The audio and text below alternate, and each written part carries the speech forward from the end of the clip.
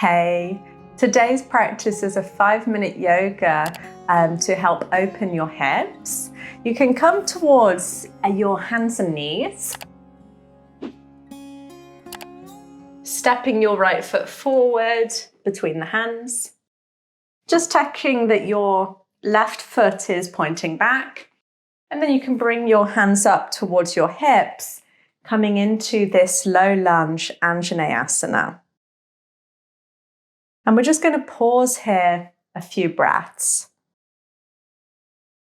So you could either have the hands both on the hips, or you could try having hands on the knee, so pressing the knee a little forward, drawing the upper body a little back.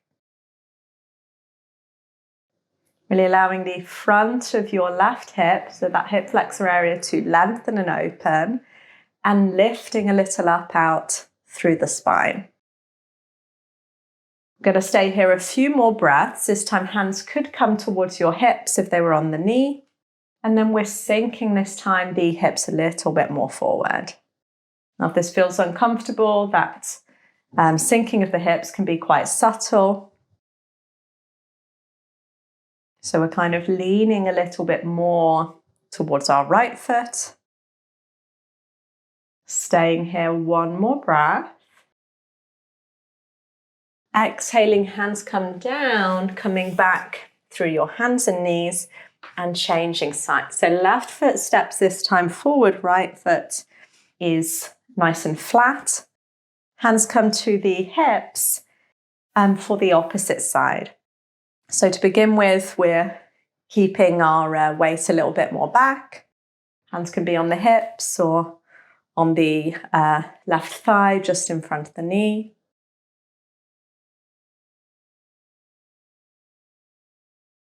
Nice, slow breathing.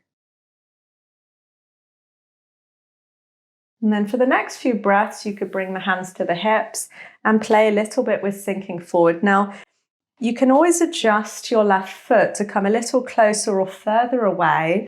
The further your left foot is from that right knee, the more intense that stretch will be for the right hip flexor. As we stay here, 2 more breaths.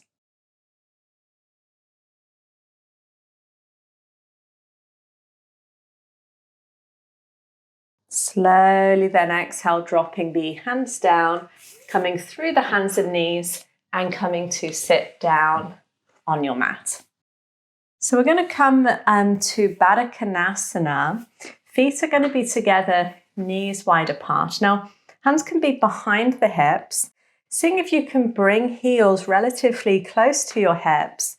And then you're working a little bit with actively opening the knees out to the side. Now, if the knees are a little higher and it feels intense, you could either bring the heels a little further away, or you could choose to place something under the knees here. And then slowly on the exhale, you can release. So hands close the knees, and then coming to lie down on the back with the knees hugging into your chest. We're bringing now the outside of the right foot to rest on that left knee. So right hip is opening, right foot is flexed here. Left foot can begin with being on the ground. Lower back is nice and heavy here, and head can be heavy.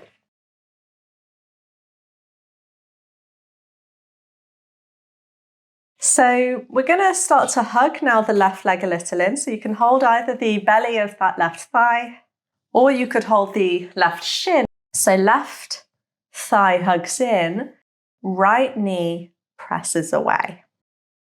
And then you can slowly start to cross a little deeper, right knee over left. So you're hugging both knees into your chest here, and can rest on the top or the back knee as you prefer. And then from here, we're going to keep the legs crossed if that's comfortable. Knees drop to the left, right arm reaches out to the right for your spinal twist.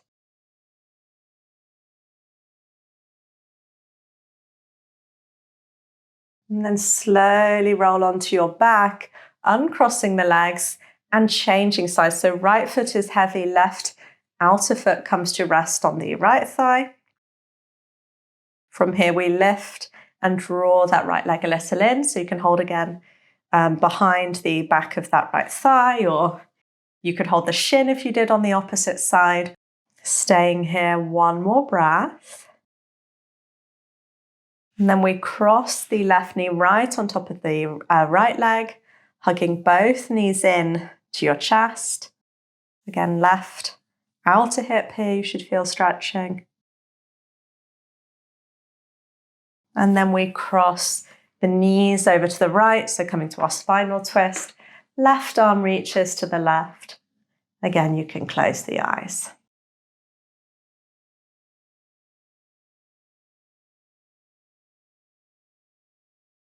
And then slowly rolling onto your back, uncrossing the legs, hug both knees into your chest. And then you can just extend the legs and take a little rest on your back.